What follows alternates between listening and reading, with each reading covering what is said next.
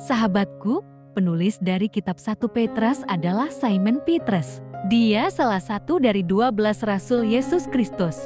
Hal ini dinyatakan di awal surat tersebut, 1 Petrus 1 ayat 1. Petrus juga dikenal dengan nama Simeon atau Simon, 2 Petrus 1 ayat 1.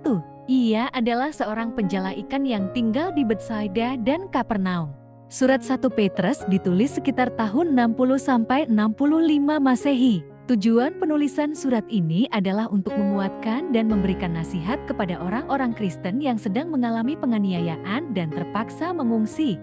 Petrus menulis surat ini dengan bantuan Silvanus atau Salas yang berperan sebagai juru tulisnya. Surat ini ditulis di Babylon pada waktu itu, sahabatku, dalam 1 Petrus 4 ayat 7-11. Petrus menyampaikan pesan penting tentang bagaimana kita harus menjalani hidup sebagai orang Kristen, khususnya dalam konteks memanfaatkan talenta untuk kebaikan.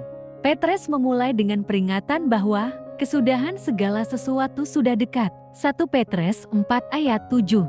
Ini bisa diartikan sebagai ajakan untuk selalu siap dan berjaga-jaga, karena kita tidak tahu kapan waktu kita di dunia ini akan berakhir, atau kapan Yesus akan kembali. Karena itu, Petrus menekankan pentingnya berdoa dan menjaga diri agar tetap tenang dan fokus pada Tuhan.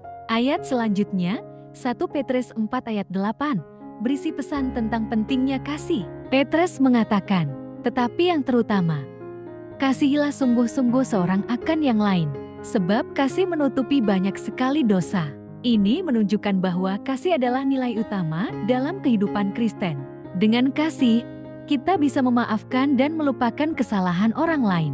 Dan ini juga merupakan cara kita menunjukkan kasih kita kepada Tuhan.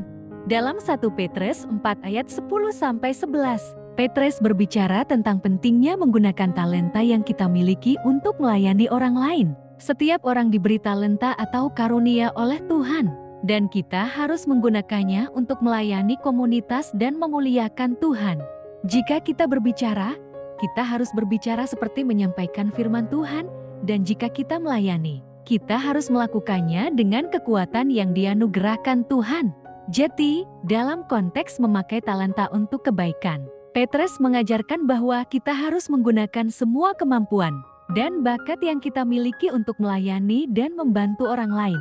Dan dalam melakukan itu, kita harus selalu berdoa, menjaga diri, dan memanifestasikan kasih dalam tindakan kita. Pesan utama dari kitab 1 Petrus 4 ayat 7-11 adalah tentang pentingnya hidup yang sadar akan akhir zaman dan memanfaatkan talenta yang kita miliki untuk melayani dan memuliakan Tuhan. Berikut adalah inti pesan dari ayat-ayat tersebut.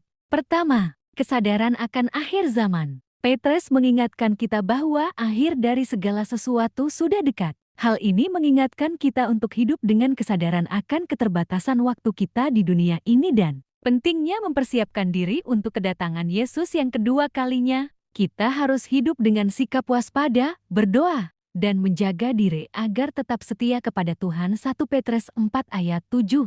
Kedua, kasih yang meliputi banyak dosa. Petrus menekankan pentingnya kasih dalam hubungan antar sesama. Kasih yang sungguh-sungguh dapat menutupi banyak dosa. Kita harus saling mengasihi dengan tulus, memaafkan kesalahan orang lain, dan menjaga hubungan yang baik dalam komunitas Kristen. Ayat 8. Ketiga, pemanfaatan talenta untuk melayani. Petrus mengajak kita untuk menggunakan talenta yang kita miliki untuk melayani orang lain. Setiap orang diberi talenta oleh Tuhan, dan kita harus memanfaatkannya dengan baik untuk memuliakan Tuhan dan membantu sesama. Kita harus menggunakan bakat dan kemampuan kita untuk kepentingan orang lain, dengan penuh kasih dan penuh kuasa yang dianugerahkan oleh Tuhan. 1 Petrus 4 ayat 10-11. Dengan demikian, pesan utama dari kitab 1 Petrus 4 ayat 7-11 adalah untuk hidup dengan kesadaran akan akhir zaman, menjaga kasih dalam hubungan antar sesama, dan memanfaatkan talenta yang kita miliki untuk melayani dan memuliakan Tuhan. Dengan hidup seperti itu, kita dapat menjadi saksi Kristus yang berdampak positif dalam dunia ini. Dengan tujuan-tujuan ini, Petrus berharap agar para pembacanya dapat memperkuat iman, menemukan harapan yang kuat dalam Kristus, dan mampu bertahan dalam menghadapi penganiayaan dan penderitaan sebagai orang Kristen. Amin.